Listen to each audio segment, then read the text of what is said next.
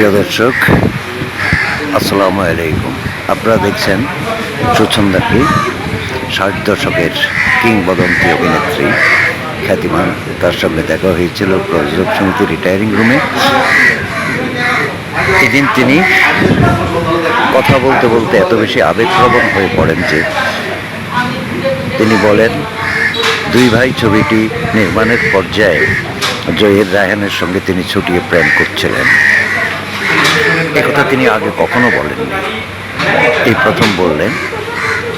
এবং তাকে নিয়ে একটি গানও জহির রায়হান সেই ছবিতে যুক্ত করেছিল। তিনি বলেন, তিনি একটি বই লিখেছেন তার জীবন নিয়ে, তাতে সব কিছু বিস্তারিত উল্লেখ করেছেন।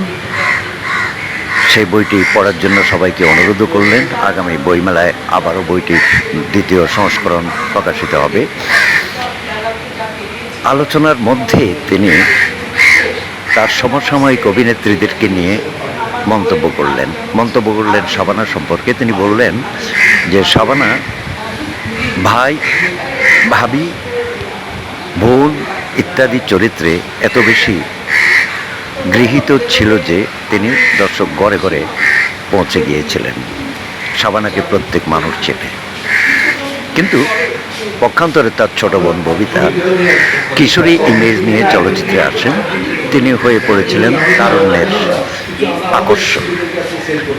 তরুণরা তাকে খুব পছন্দ করত এবং সেই প্রেমিকা সুলভ ইমেজটা তার প্রতিষ্ঠিত হয়ে যাওয়ায় তিনি হয়তো ঘরে ঘরে পৌঁছতে পারেননি।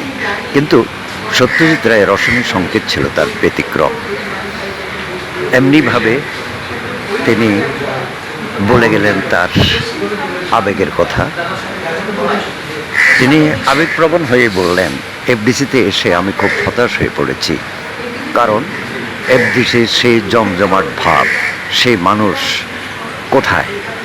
আমি পরিচালক সমিতিতে গিয়েছি, তিনি বললেন, আমি পরিচালক সমিতিতে গিয়েছি, আমি শিল্পী সমিতিতে গিয়েছি, আমি প্রশাসনিক ভবনেও গিয়েছি, কিন্তু কোথাও তেমন একটা তাড়া, তৎপরতা, কাজের যে তৎপরতা বা এফডিসির যে জমজমাট ভাব, তার কোনোটাই আমি পেলাম না। শুধু শিল্পী সমিতির নির্বাচনের সময় তারা 3 বোন একসঙ্গে এসেছিলেন, তিনি, ববিতা এবং চম্পা। সেদিন হয়তো কিছু লোক দেখেছিলেন, এরপরে আর তিনি লোকজন তেমন একটা এফডিসিতে দেখেননি। এইসব নিয়ে হতাশা ব্যক্ত করলেন 60 দশকের এই কিংবদন্তি অভিনেত্রী। তিনি আরও অনেক কথাই বললেন, স্মৃতিকথার কথাই বেশি কথা বললেন, যে তিনি যে বইটি লিখেছেন আজও ভুলিনি। হ্যাঁ, ভুলে যাননি। একেবারে শৈশবের কথা থেকে শুরু করে সব কিছুই তিনি বইটিতে লিখেছেন। তিনি আর শাবানা এবং তার বোন ছাড়া, ববিতা ছাড়া আর কারো সম্পর্কে তেমন একটা মন্তব্য করেন। আপনারা ভিডিওতে দেখছেন তার পাশে যে ভদ্রলোক বসে আছেন তিনি হলেন আবু মোচাদ্দেদ। মানে তাদের সমকালীন যে সাংবাদিকরা ছিল কিংবা যে লোকরা ছিল, তাদের অনেকেরই মুখ এখন তিনি আর এফডিসিতে দেখতে পাচ্ছেন না। এই নিয়ে তার একটা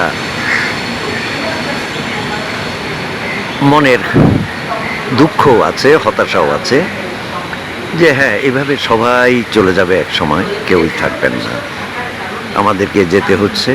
কিন্তু তিনি আবারও এই চলচ্চিত্র শিল্পের রমরমা ভাবটা দেখতে চান। তিনি পরিচালকও, তার বর্তমানে তার তেমন কোনো উদ্যোগ নেই।